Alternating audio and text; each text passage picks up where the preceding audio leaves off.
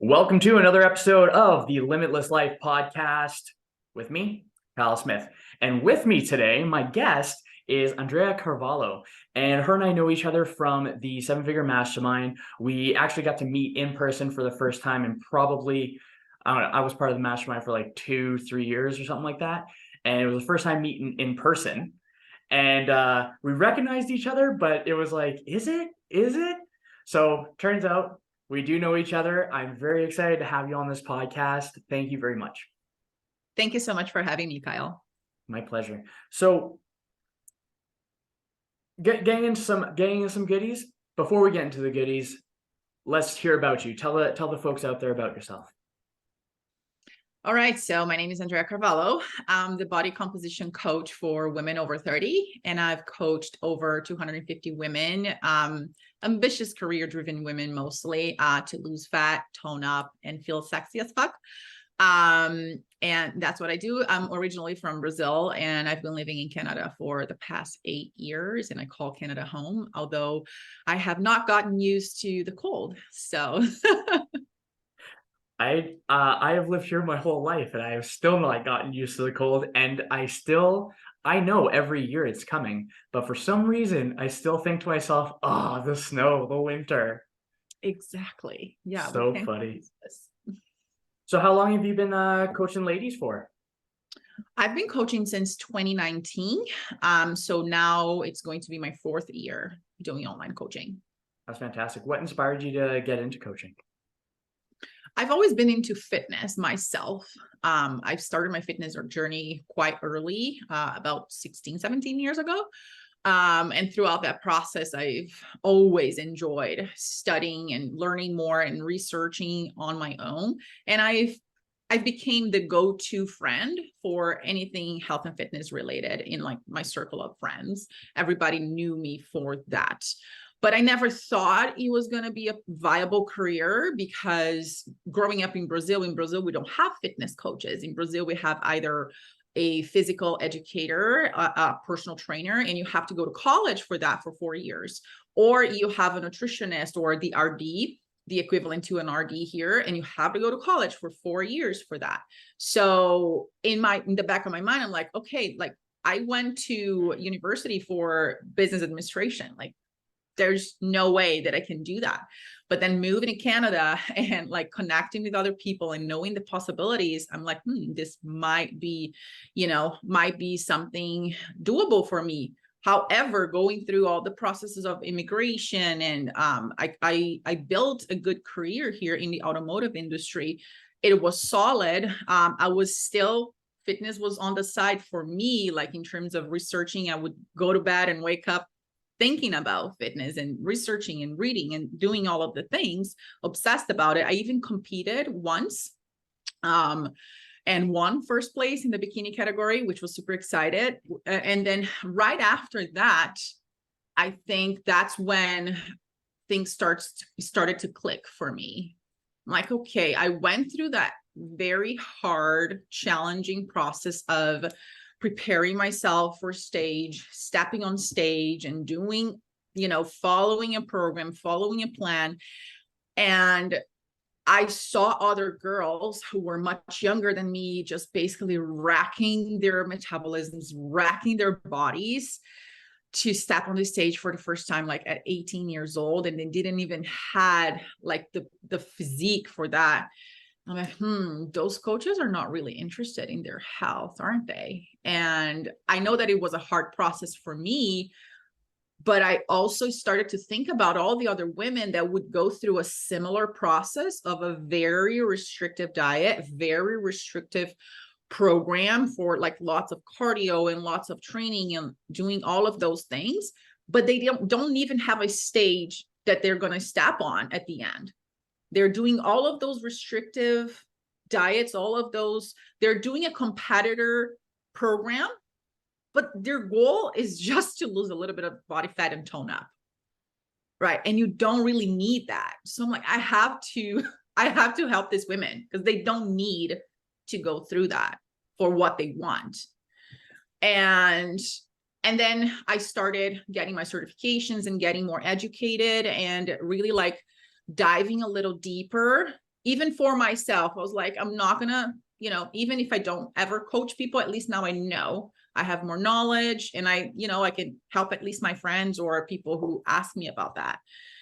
And that's when I started coaching people for free. And that's what that was in 2018, 2019.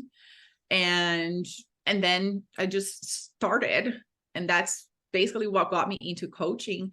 I was already sharing a bit of my own transformation journey on Instagram, so people were already kind of waiting for that moment for me to tell them, hey, now I'm a coach, I can help you, because they were already asking me for that. but basically that's how I started. And I just love it. I love what I do. That's amazing. Go ahead. Now, I was just gonna say, like, the impact is much, much bigger than transforming their bodies, right? It's so rewarding to when a client come to me and they're like, oh, now my kids are, you know, healthier. My husband now looks at me differently. My marriage is much better. Now I finally feel confident to wear the things that I love, right? So that's priceless for me. I think some because I share the same sentiment, where I think where it comes from, the passion, the excitement to see growth and change in others. Yeah. And when we were talking pre-show, something that you mentioned is that it was very difficult for you to try to define one thing that you're passionate about, so that we can just chat about it. And I think that in itself is very important too. So it seems like you have a hunger for curiosity. You have a curiosity, and it's like an insatiable, like, it's just like learning. You're just like, oh, consume all the knowledge. Which can be dangerous, right? Because you can, at least myself, I can catch myself in the consuming mode or in the learning mode and really procrastinating to put into action. So this is something that I have been working a lot this past couple of years. And even with the mastermind has been helping me tons with it. Because in the beginning, when I first started, I was even afraid to show up on social media. I was scared of what people would think about me. I had so many roadblocks internally that was preventing me from really impacting all those people that I wanted to impact, really. So I had to learn to get rid of all of that.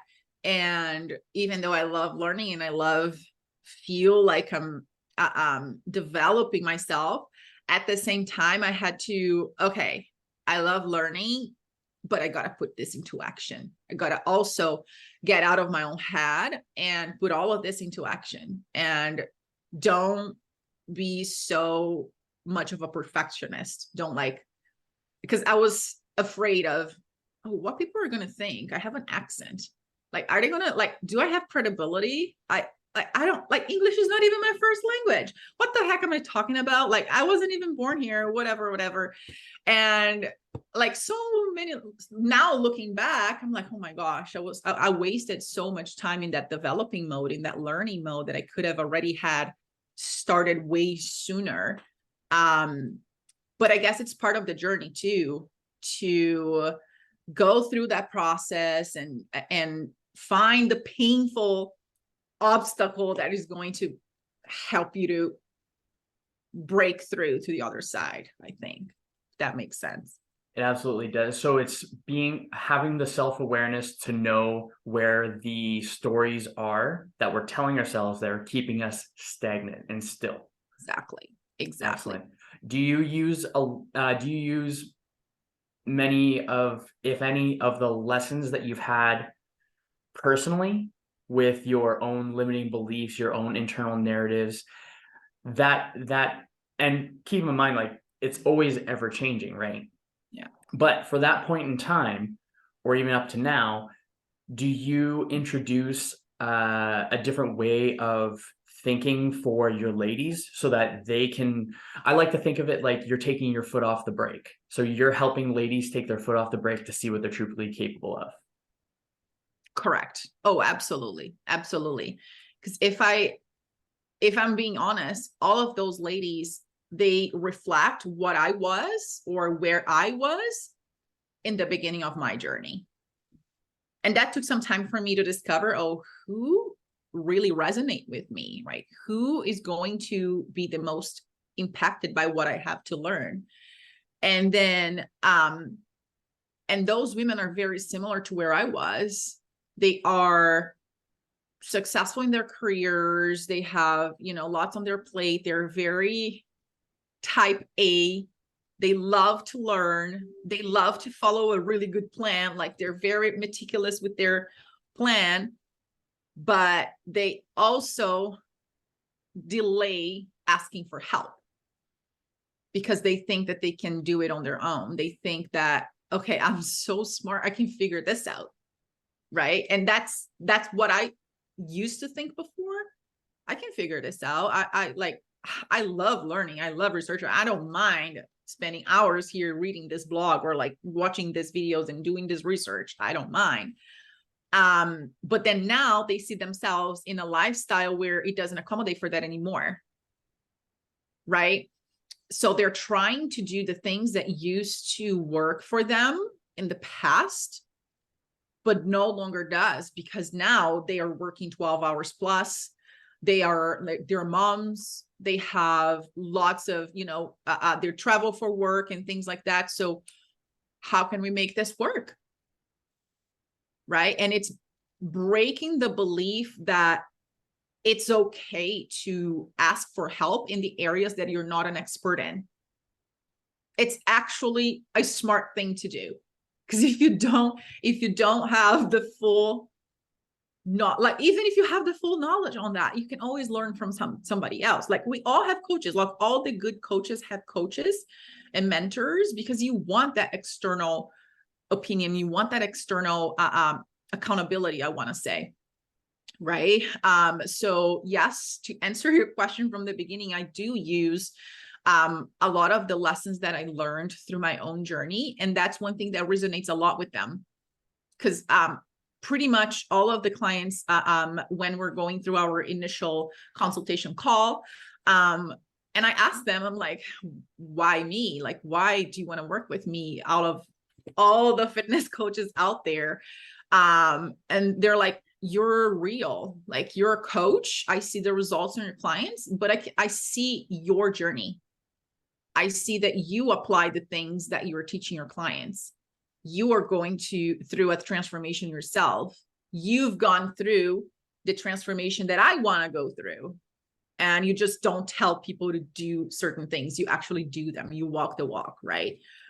So yes, I do use my own story to help my clients break through. Obviously, it does take time because it depends on where people are in their journey. Like, some people are more aware of those limiting stories than others. And it just takes time to develop that self-awareness to get there and break through their own limiting beliefs. Absolutely. How is it that you would recommend someone overcome those limiting beliefs? How have you found to be the easiest method? Good question. In my personal story, like in my personal experience and what I've seen with clients, the best way to disprove a limiting belief is to do something that's contrary to that. So even if you don't believe it yet in your head, if you do something that you want to do that you still don't quite believe yet, but you do it, you take action and you repeat that action and you repeat that action, you're just bringing new evidence to your brain that you're capable of doing something different. And you over time start breaking that belief. Obviously, like, I'm a fan of journaling. I've been journaling for years about limiting beliefs, about like what I want for my life and things like that, goals that I want to achieve. And I think that writing down those affirmations also help. But it's tricky because you can write down the affirmations and you can say those affirmations out loud, but if your actions don't match, like, you're going to feel that incongruency and you're not going to have that belief. You're not going to build that belief. So in my opinion, the easiest way to build a different belief, is to take a different action. I think that's a fantastic piece of advice on that one. So going, where would someone want to start with breaking down those limiting beliefs? Awareness. Awareness. Because if you're not aware, you just believe blindly that that's the absolute truth. And if you blindly believe that something is true, you don't even doubt it. You don't even realize that there's another possibility. I've been breaking my own beliefs since forever. When I came to Canada, people were like, oh, immigrants don't make more than this amount of money. You can't make money in Canada. I'm like, who said that? Yeah, you've been proving people wrong since, hey? And that's on one area, but like in many different areas. Oh, as a woman, you can't be a good salesperson in the car industry. Tell me more about that. Here's my top sales thing. I forgot the word. It's okay. But whatever. A year later, there was I as a top sales producer for the company. What do you think is a common characteristic of people that say to others that they can't do something in general? You can choose to believe on that or not. I like to tell my clients to reject the narratives that don't fit the outcome you want. Exactly. Exactly. You don't have to believe what people say. People can say all things, that you can't do it, that this is their reality because of this, this, and that. I make my own reality. I am the creator of my own reality. If this is the reality that I want, I'm going to go and work for it. You don't get to tell me that I can't. Right? So reject that. Reject whatever and like really doubt it. But I don't mean that in a way that you're confronting the other person. I've never really confronted anyone. I would just like, yeah, right. But like in the back of my mind, I'm like, I'll prove you wrong. I love it. So dear. where did that, because when we were talking pre-show, we were talking about how you went from being more so like in a controlling environment to now you're significantly more autonomous, you're independent. So was that shift like simple?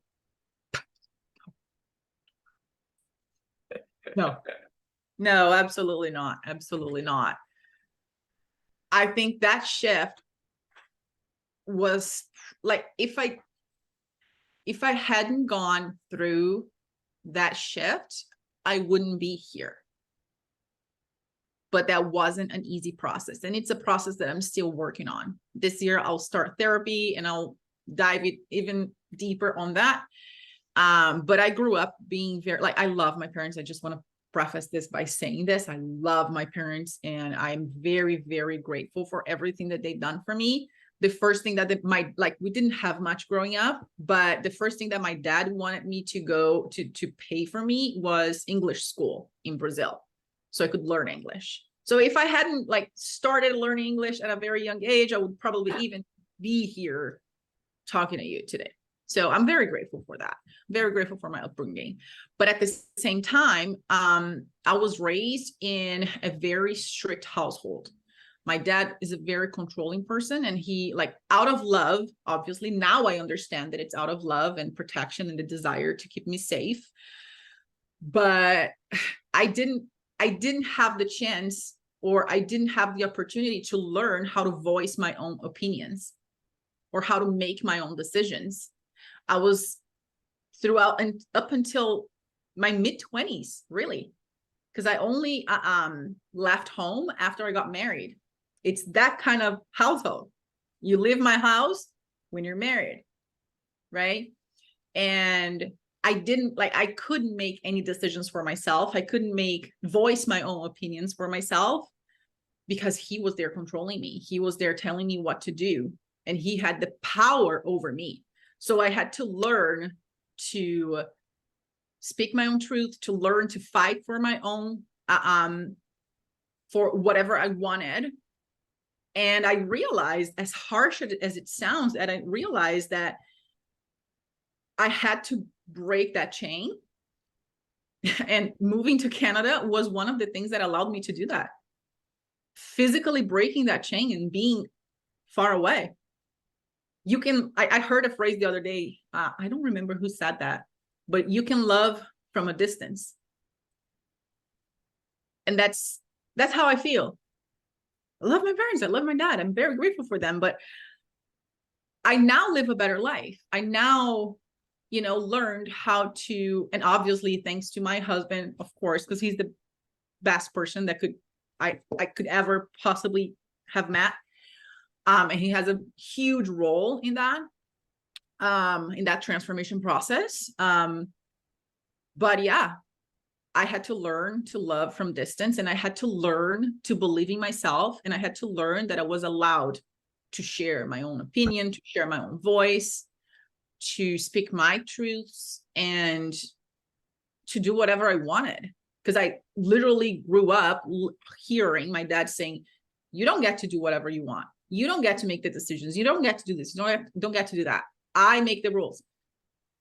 So I had to learn through like a very lengthy process to believe in myself.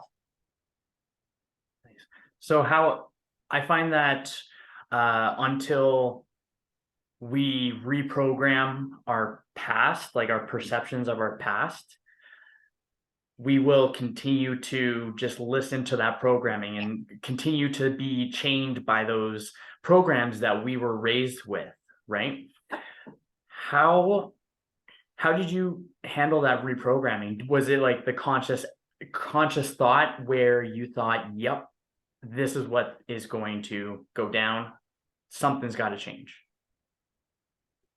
It was conscious in the sense that at a very young age, I was already ambitious, and I wanted to have, I had big achievements, big goals for myself already at a very young age.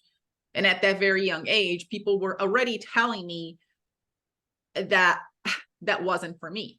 Those kinds of dreams and those kinds of goals wasn't for me.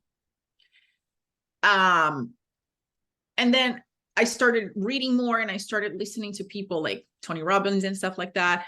And I realized that the life that I wanted, or the person that I wanted to be, well, first, the goals that I wanted required me to be a certain type of person.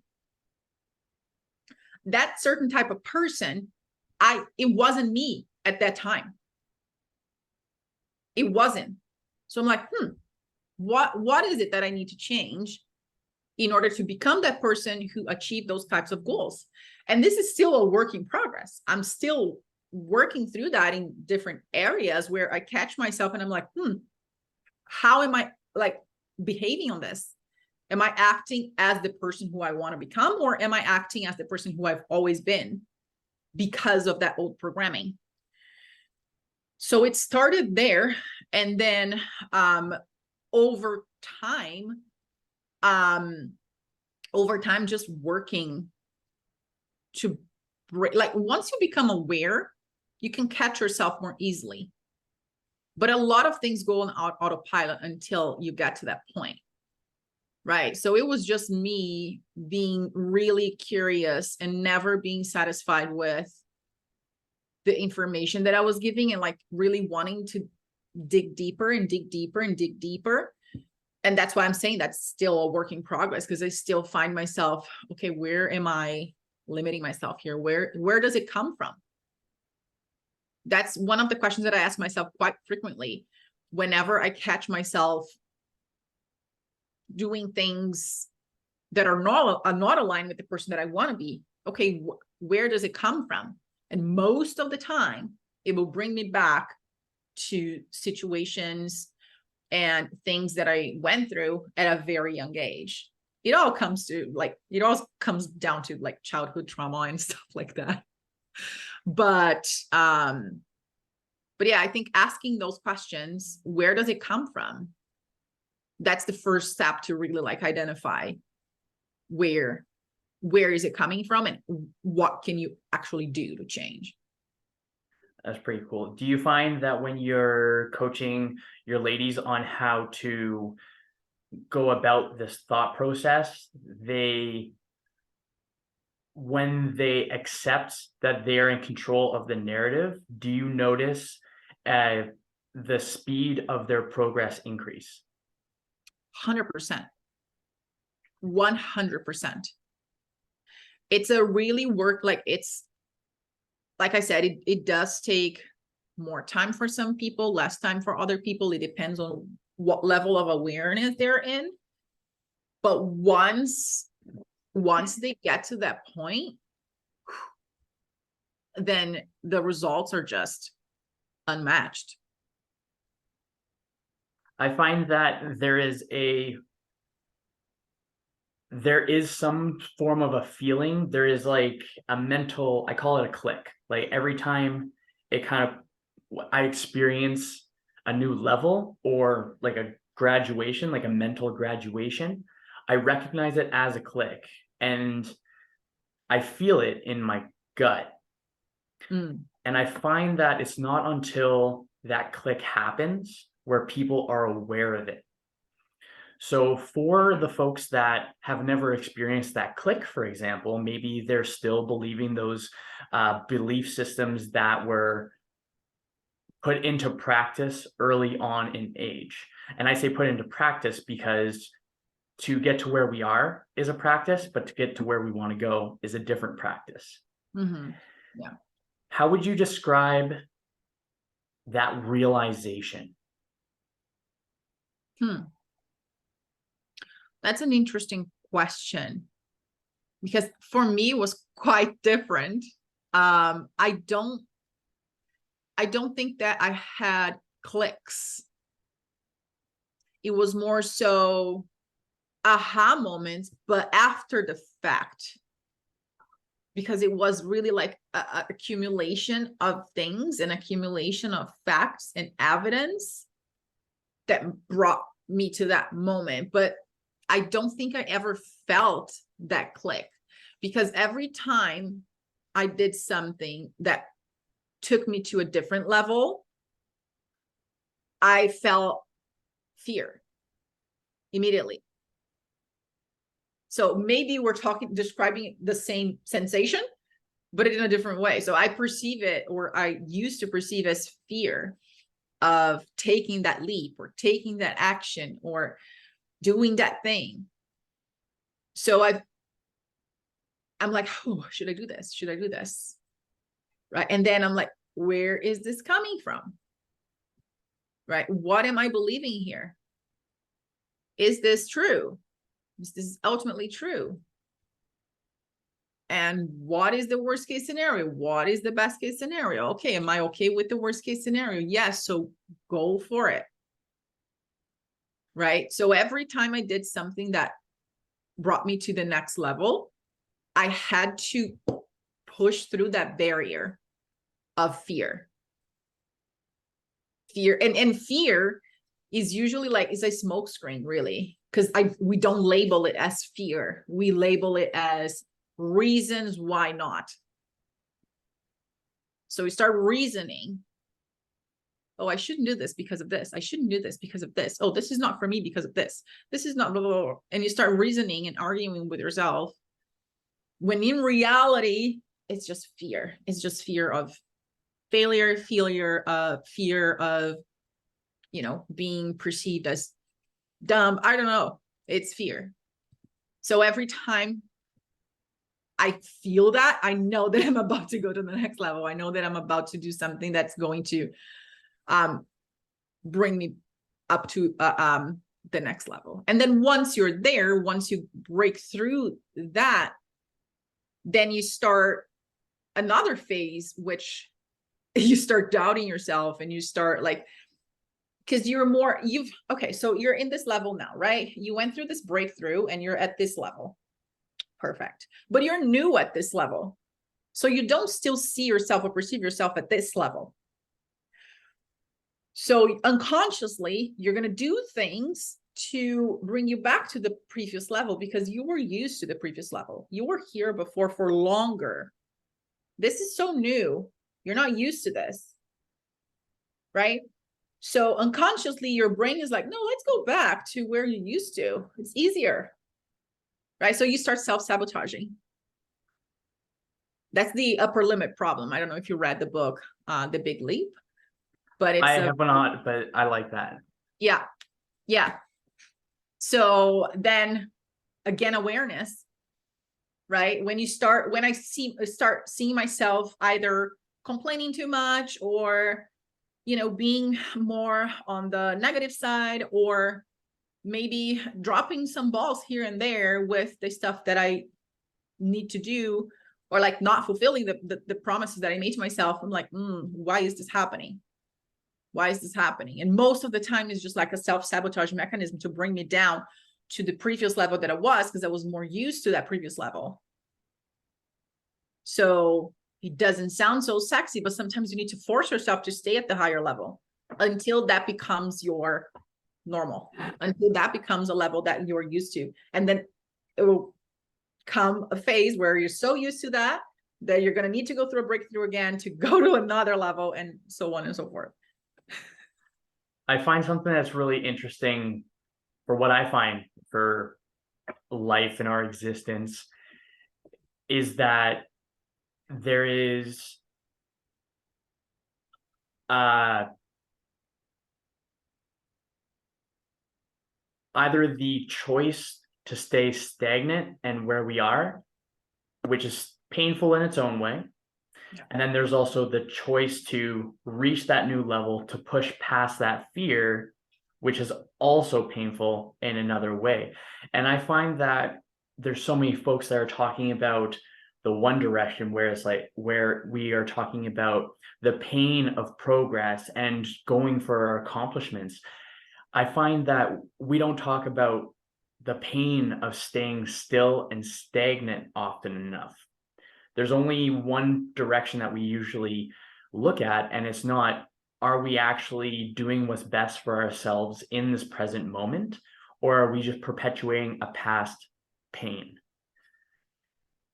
With that, I find, what do you think is the difference between the person that, outside of fear, of course, or what tactic would you introduce to someone that they are comfortable, they are totally comfy, but they also understand, they're willing to learn, they understand that progress, and that's where things are going to change?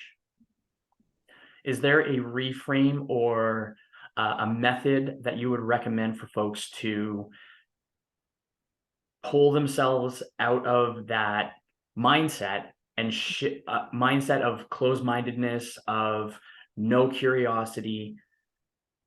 Where would you start in the process of taking one of your clients through that mental transformation? You can only help someone with that when they're open to it, right? So the first thing is, if they're not open to it, nothing's going to work. So if you believe that things are the way they are, and life is what it is, and nothing's going to change, then there's nothing much that we can do, really. Now, you said something that I find it interesting. We don't talk about the pain of staying the same as much as we talk about the pain of transformation and changing. And I think that's because staying the same is not really painful. It is, but it isn't, because it's what you're used to. And we get used to everything, and people are used to feeling bad about themselves. People get used to feeling like crap all the time. People get used to, just being average, people get used to making little money, people get used to complaining, and that's their comfort. Like it doesn't feel painful for them. They find Right. themselves kind of numb to it. Numb. They're numb. They're not even aware that that's painful because that's all they know. That's all they know. And when that's all you know, how are you going to know that there's a better way of seeing things? Right? Absolutely. So going with that, because I think I like to think that you and I hang around some pretty cool people. Like you went to the 7-figure mastermind trip this last month. Yeah. And it's February now. And then before we were both in Arizona, and that was also another program. And it was, well, not a program, but it was another get together. And that was my first time being in a group of so many people that are on a very similar trajectory. And Kendra and I were talking about it, how it felt like there was a level up. Like I felt like I put in reference to like grades. Like grade 1 is curiosity, where you're kind of learning about it. Grade 2, maybe you're coaching people for free. Grade 3, you're actually absorbing information. Grade 4 would be going to classrooms and spending time around people. And then grade 5 would be like learning more specifically from a coach. And then I think when graduation happens is when we are able to take all that knowledge and regurgitate it with our own personal twist to it. I felt internally like very, very potent. It was a very potent feeling where I thought, wow, I'm stepping up my game because there's so many amazing people doing so many amazing things. And I am very drawn to service. And we were talking about that pre-call or pre-recording, where you just felt the desire to help people. And I share that. Where do you think that comes from? Ooh, good question.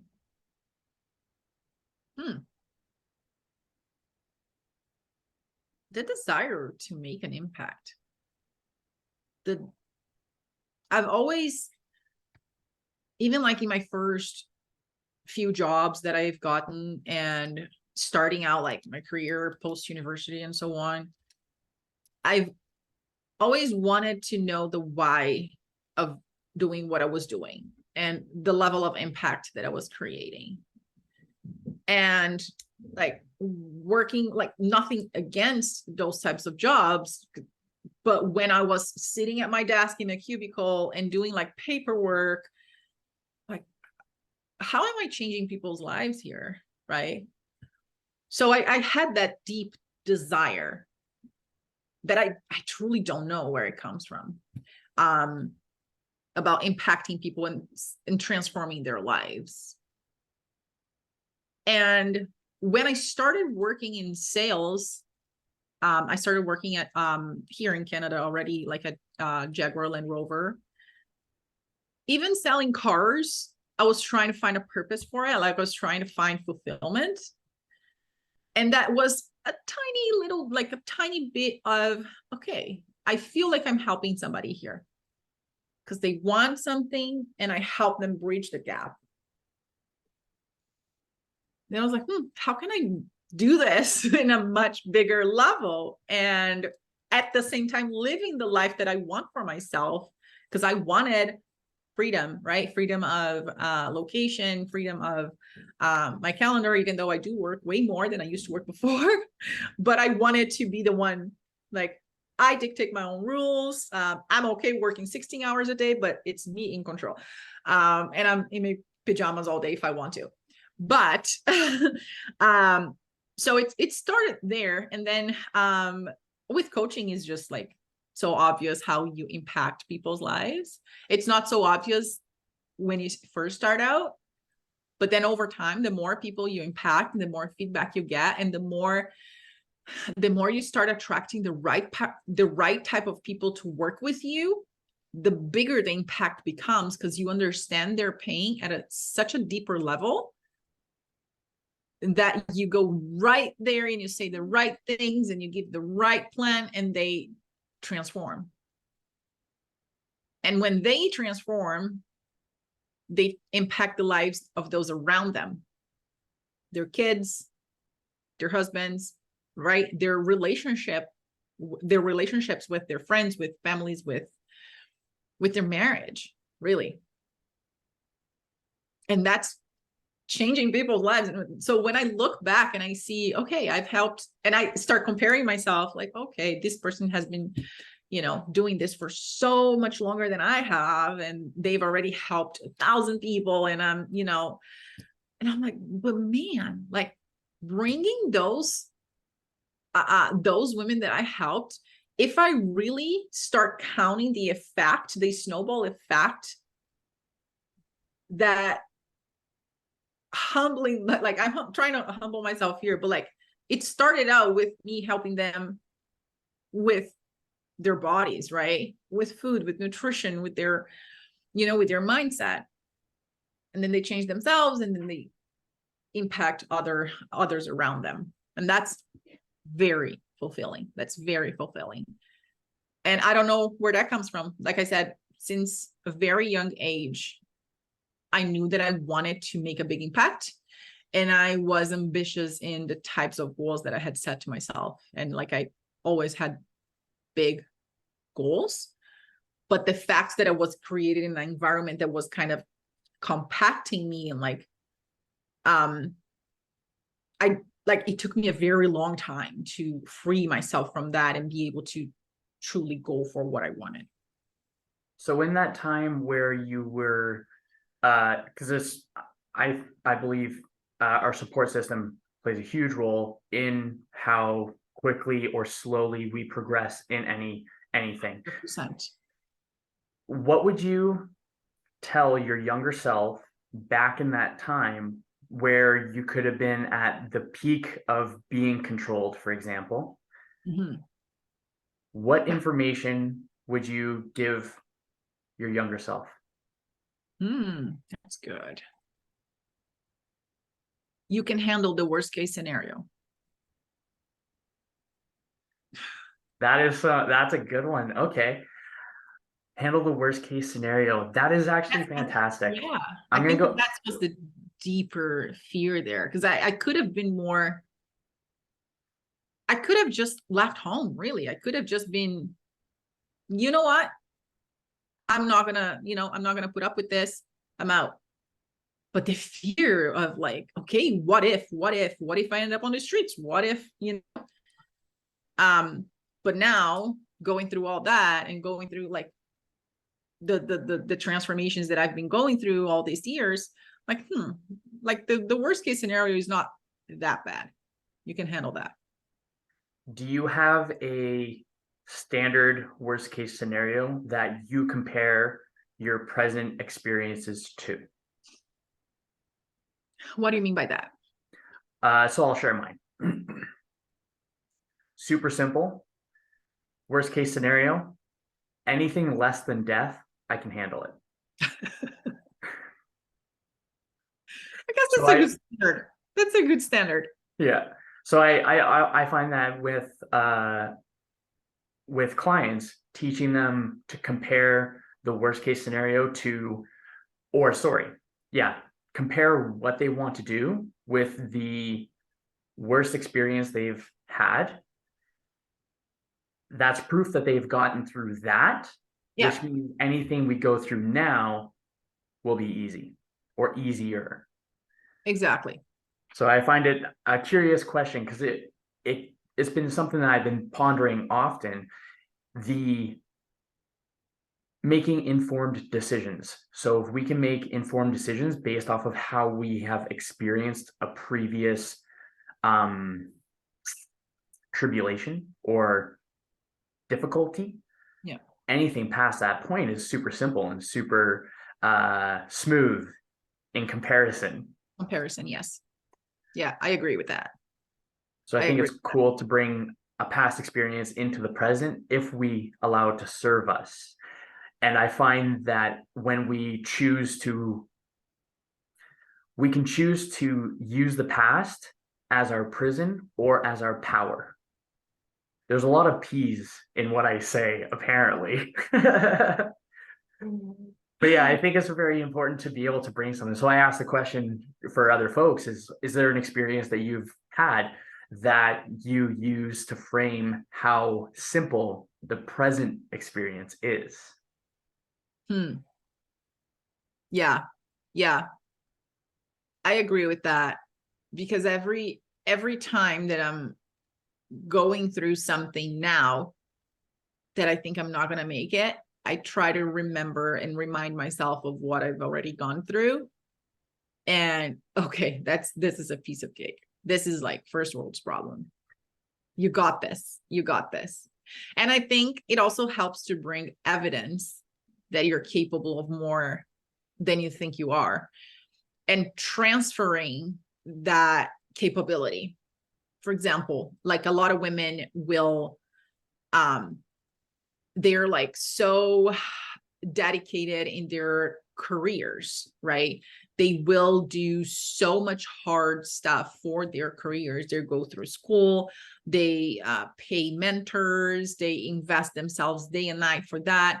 They plan out their calendar with, you know, the next week's meetings. They're like so on top of everything.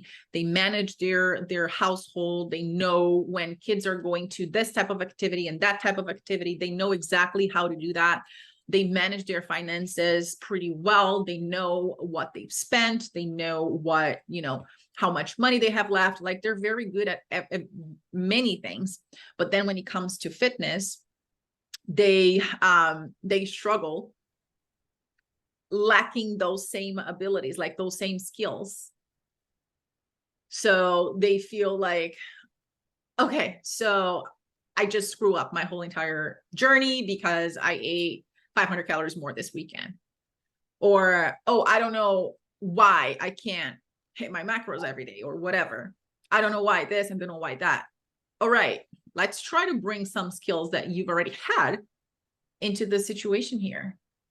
You already plan your week ahead for work. You already know what kind of meetings you're having for the whole entire week. You already know when you're going to travel. You already know this, you already know that. So it's just a matter of bringing fitness into that planning already and transferring that skill. You already have that skill. You already have that in you. It's just, okay, let's just apply to this area, and this will help you take things to the next level. And many of them, because I work, like I mentioned before, like I work with very type A women. They like to have a sense of control of everything. So whenever they feel like they're doing all of the things and they're not moving forward, they beat themselves up because they think that they're lacking discipline. Oh, if I just was a little bit more disciplined or more restrictive, and they're already working out 6 days a week and they're already like eating like a bird. Oh, if I just didn't eat that slice of cake, if I just, you know, they think that the problem is with them not being disciplined enough. But they are already. They just haven't found a way to bring that discipline into the right plan for them. Right. And if you're talking with a woman who are successful in her career, who have, you know, success in other areas, she is disciplined. She is a person that will be coachable in other areas. So it's just a matter of bringing that awareness to health and fitness. This is not going to be just a 12-week journey. This is not going to be a 8-week journey. This is going to be a longer journey. And this is going to be, you know, if you learn how to bring those skills that you already have into fitness, you'll learn that it's not a matter of having more discipline. It's just a matter of finding out a right plan for you, if that makes sense. I think I went a bit on a tangent here.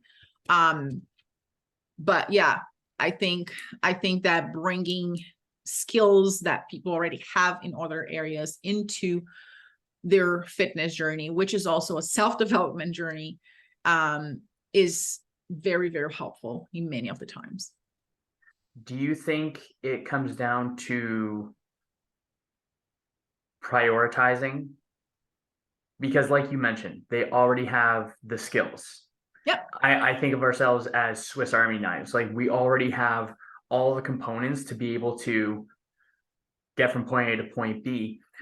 So would it be mostly just the story that they're telling themselves that is the variable, that they are crushing it in one area, but when it comes to their health, it just seems to be out of reach?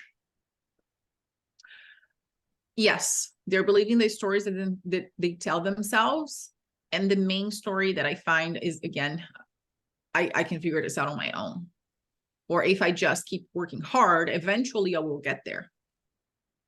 So those are old stories, or stories like, oh, I don't need to pay someone to teach me how to do it. I already know how to do this. I've done this before. I already know how to do this. Right? So they are believing in stories that are not serving them because they're not getting to where they want year after year. And that's frustrating. But again, they blame themselves for not knowing enough. They blame themselves for not being disciplined enough, although they are. They don't see the whole picture.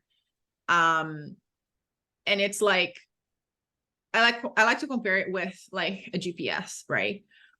Because a lot of times I hear women saying, oh, if I just keep, because I like to ask one question during like our consultation, and it's a very powerful question, which is, if you keep doing what you're doing now, what would your life look like a year from now, 5 years from now? If you didn't change anything, how would your life look like? And then they realize that they would be stuck in the same place or even worse. Right? And because it's like, when you have okay, we can both want to go to Los Angeles, for example. And I will put on my GPS an address, a specific address in Los Angeles, and I'll start driving from here. I'll keep driving. I'll be very disciplined driving. I'll get there eventually because I have the whole roadmap. You, on the other hand, you want to go to Los Angeles, but you don't put in any destination on your GPS. You just know that it's it's down south. And as long as you keep driving, as long as you're very disciplined in your driving abilities, you're going to get there. And you're going to keep driving and driving and driving and driving. And you're not going to get anywhere because you don't have that blueprint. You don't have the map guiding you. It's more based off of hope. Exactly. Yeah. Exactly. And that's how I feel many of the women that I help are currently at. They're just driving, hopes that they one day will get there, but they don't realize they don't have the right map for them that will also adjust according to any detours that we might need to do.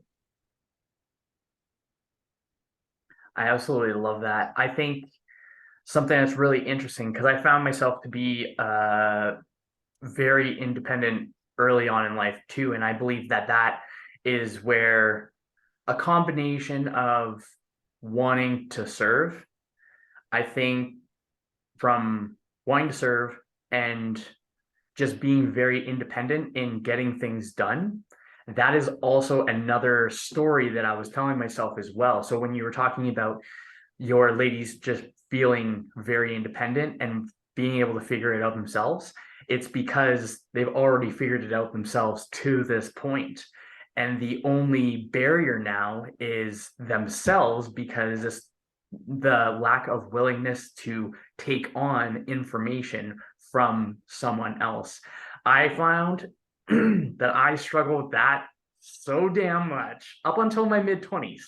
Yeah. I was kind of in dabbling with mentors, or at least courses, just because I knew that I was supposed to learn. But then when I hired my own coach, I did actually implement a lot of the things that the coach wanted, because it had to do with YouTube at that time.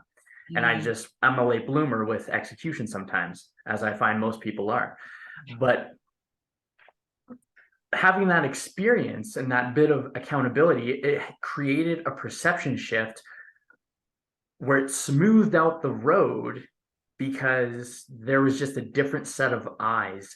And I believe that having that different set of eyes from a coach, from a mentor, from a friend or family member that supports the journey that you're on, or better yet, has already done what you've accomplished, that fast tracks the process so much more than learning it by myself ever could.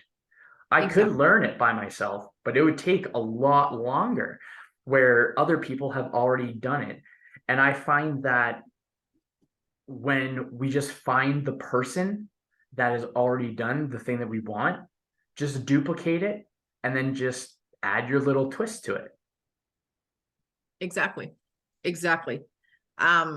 Coaching really brings speed to your results. Like, I don't see why people would rather try to figure it out and try to put the pieces together if they don't even know if they have the right pieces in front of them.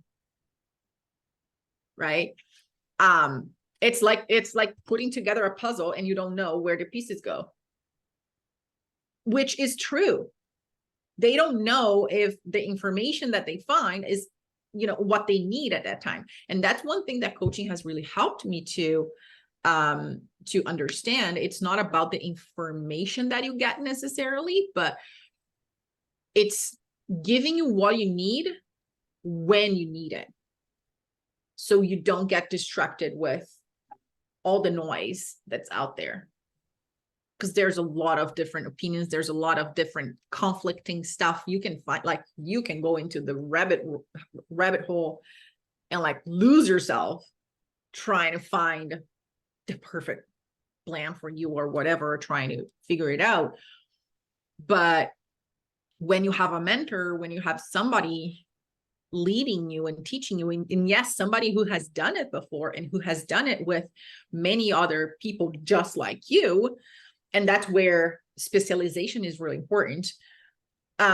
You realize that that person is giving you just what you need, and it's helping you stay focused on what you need to do, and you don't waste time or energy or money on things like trying to do it on your own, trying to, like, I was on this call with one lady at one time a few months ago, and she's a small business owner, and she's a mom of a 7-year-old baby. And she told me that her husband told her that she should be able to do this on her own. Oh, I see. So that was her objection. It was her husband saying, "No, you can do it on your own. Don't invest in yourself." It wasn't even an objection, because it was really like, she was telling me the story in the beginning, and then she for herself, she realized that she couldn't. But what really made my Brazilian blood boil was just, how the heck, like, does this guy, she's like a mom of a 7-year-old baby that starts right there. She's managing her own business, and she's trying to figure out a way to lose that weight, to live healthier, blah, blah, blah. And you're going to tell her, like, she probably doesn't even have half an hour for herself in the entire day. And you tell her that she should be able to figure out on her own. How can you have that audacity? That actually brings up a question that I think is really important, that ties in really well with your own story. So our support system, people spending time, are the people we spend time with. Yeah. You left your whole country to create your own system. You just did a whole revamp, basically, where you knew what you wanted, and you knew that where you were at currently at that point in time was not sufficient enough to be able to help you with that. There are a fuck ton of people that are fearful, maybe not to the point of moving to a country, different state, different province, whatever. But what about what about the people that know that they want to push somewhere else, they want to pursue something, but the people that they surround themselves with, the environment they're in, is not supportive or is not contributing to that progress? I guess, how would you go about that? Or if you have a significant other that's discouraging investing in yourself because you could figure it out on your own and to dedicate hours upon hours into research and then stuff like that. Uh, yeah. I'm I'm very how can I say that? Cold, straightforward when it comes to that. Just like nobody is in your body. Nobody knows your pain. Nobody knows what you truly want. You don't owe anyone anything. Stand up for yourself. As hard as it is, stand up for yourself and go after what you want.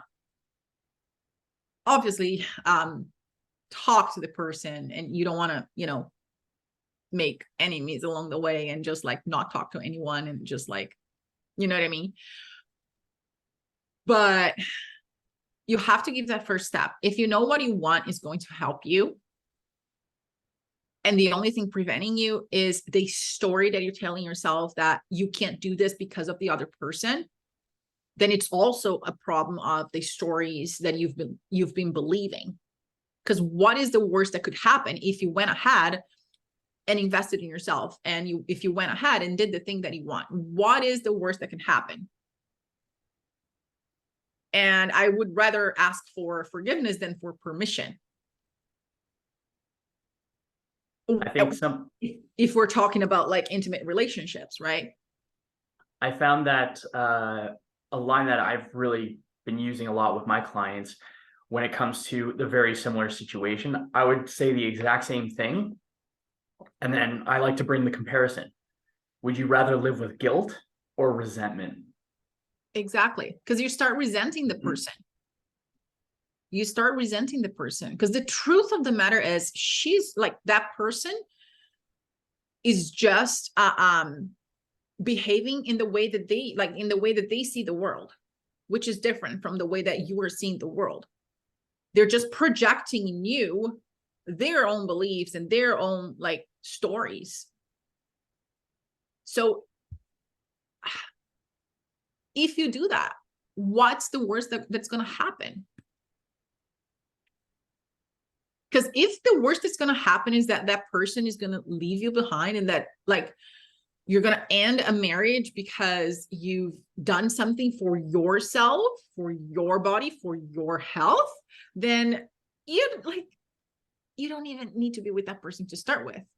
Again, as harsh as it sounds, but sometimes women, they settle for good enough, and they settle for, average douchebags, really. Yeah, I completely agree with that. I think at like some point, if doing something like that, if like, because my husband was always my number one supporter, always my number one supporter. And whenever we were facing with like life decisions that would involve both of us, we would both sit down and have a conversation and make a list of pros and cons and like find out a solution, because we're both invested in making both of us feel happy, not only in the relationship, but as individuals. Right? I know he would love me even if I was 300 pounds overweight, but only I know what is it like to be in my shoes, and the pain that it is to look myself in the mirror and see that my hard work is not reflecting in my body, to waste an hour in my closet and nothing fits, to hide myself in family pictures because I don't want to be taking pictures of, because I don't like the way I look. Only I would be able to know that. He loves me, he supports me, but he doesn't know that because he's not in my shoes. So whenever there's a decision to be made regarding myself, my own body, regarding like things that only I know how much it hurts, then it's up to me to stand up for myself and to share and to like really use words to express how that is affecting my confidence levels, my career, this, and that, and be really upfront. Because I think many women also, they don't express themselves fully, or they're afraid of, oh, I don't know, I want to do this, I want to lose some weight, and then their husband is going to be like, oh, but you're beautiful, honey, you don't need to change. Fuck that. If she's unhappy, if she doesn't like, tell him exactly how you feel. I think that that's so important. I think it's so important to be able to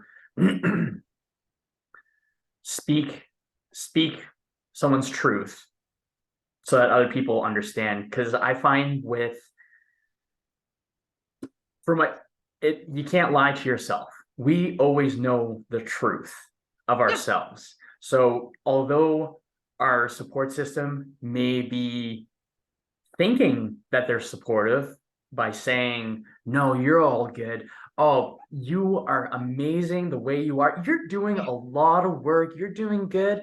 But I find in the back of our minds, we know the truth where we think, or I think at least, I'm not doing my standards. I'm not living up to my standards. And I find that we have that internal bullshit meter where we know the truth and it's like, but you can do better. You know you can do better. And this is something that I hear pretty much with every conversation that I have. I even did a live the other day about this, because it like, with this body positivity movement or whatever, that you should accept yourself and be beautiful, and you're beautiful just as you are, and blah, blah, blah. And then your environment, like your friends, your husband, whatever, they're always they're all telling you that you're beautiful, you're this, you're that, you don't need to change. But deep down, you feel that you can change. Like, you don't want something possible. You're not 5'2" and want to be 5'8". You just like, you know that what you want is possible and achievable, and you know that you can do better. You know that you're not living up to your full potential, right? So deep down, if you know that, go with that. And this is something that I had to go through and face through pretty much my whole entire life, and up until when I joined Seven Figure Mastermind, where like I started connecting with people who were very alike and very like-minded and were in the same spot as me. But before that, my circle of friends, they're not into fitness, they're not into self-development, they're not into business at all. So I've always felt like an outsider. I've always felt like, oh, I'm the weird one who likes these things, right? I'm the weird one. But up until I identified myself as the weird one, I was trying to fit in and trying to do all the things that they did, and trying to, model myself and like change myself, change who I was to fit within their standards, to be accepted by them. And I'm like, what the heck? No, this is who I am. This is what I like to do. This is what I believe. You like it or not. And then you start hanging out with people who are like-minded, who are weirdos just like you are, and who believe the same stuff that you do. And you're like, heck, this is what I wanted. And here's the thing. Creating that environment, sometimes you have to pay to create those environment. That's what we did, right? That's what we do. Like, if I wanted to, it's not free to hang out, to find your tribe. What I'm about to say, like, it's because when like the community aspect of a coaching program, like in fitness or whatever coaching program you're going through, is very, very powerful, because it puts you in a group of people who are like-minded, who are succeeding. You can see new possibilities. You can see what's possible out there that you didn't really believe. It can help you really break your own beliefs.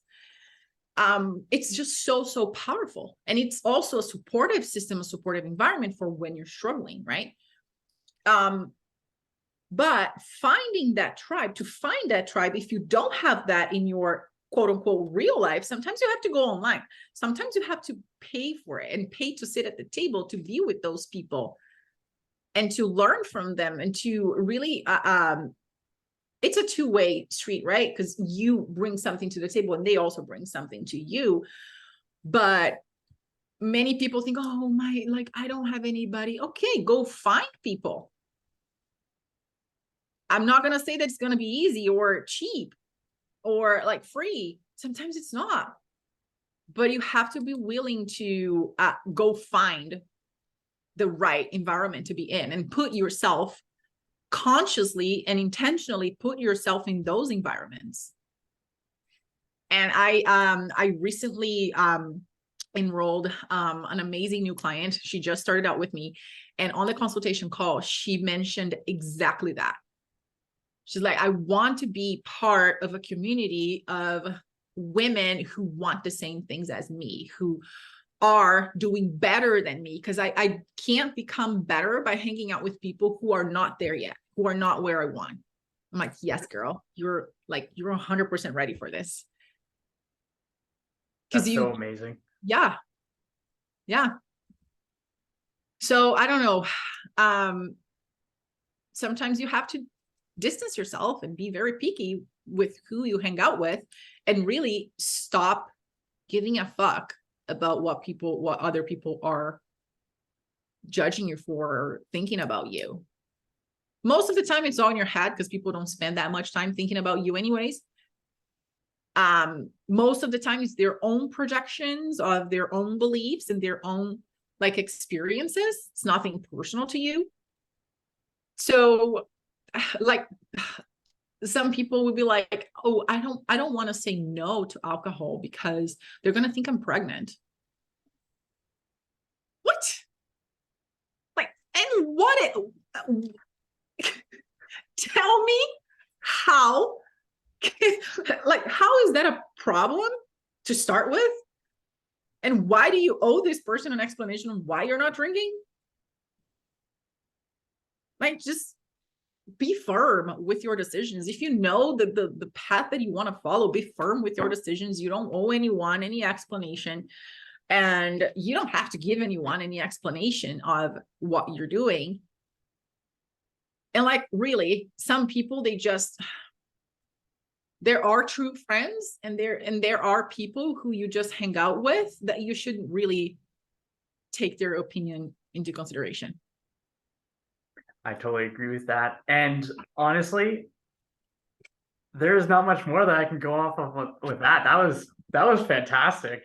That was a great little tangent there. I think that there is so many nuggets of knowledge in this conversation. Some of my favorite takeaways from it is to just focus on yourself, be able to say yes to yourself, be able to go after what you want, and just understand that those voices, whether external or internal, are just there, but you don't have to listen to it. You can reject them. Exactly. Awesome. Exactly. Well, I got at the end of this podcast, at the end of all podcasts, I got 2 questions for you. And you totally called me out on it before. It was definitely a Lewis Howes question. So got 2 for you.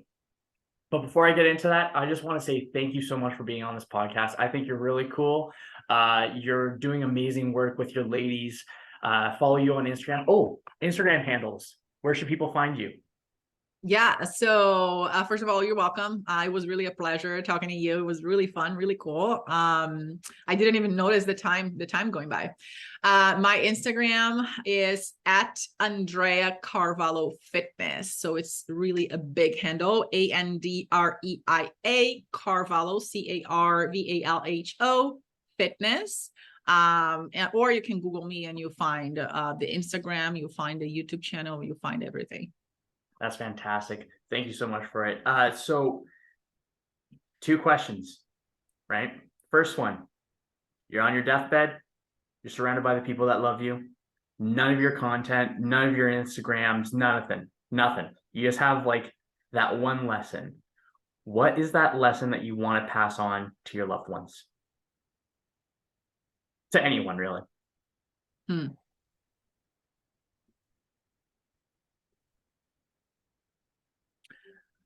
You have the power to create your own reality when you stop believing what everybody else is telling you. Beautiful. You can't create your own reality.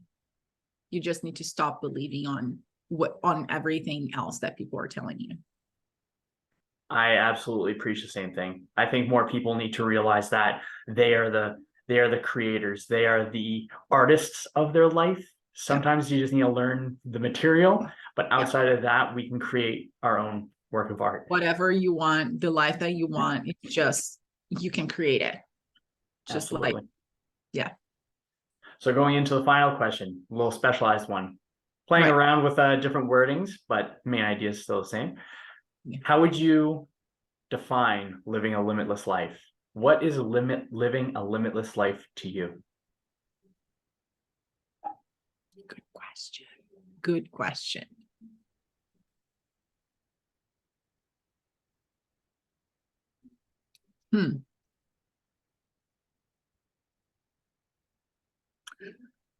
I think it will go back to what I just said, really, because living a limitless life for me is just knowing that I can do whatever the heck I want. And not in a careless way, but in a way that, oh, wow, I can do this. Like if I set my mind to, I can do whatever I want. And nobody's going to put a limit to me or a limit into what I can achieve or what I can do, or I have that power. So I think living limitless comes down to you realizing that you have the power to do whatever the heck you want when you get rid of those old stories. Absolutely love it. Thank you very, very much, Andreia, for being here. I hope you have a fantastic day. I hope the person listening, I hope you have a fantastic day. I hope your day treats you as good as you look. And if you're checking this out on the YouTube, be sure to like, subscribe. If you're listening on a podcast platform, be sure to leave a 5-star review and comment below what your favorite takeaway from this episode was. And outside of that, I hope your day treats you as good as you look, and I will chat with you later.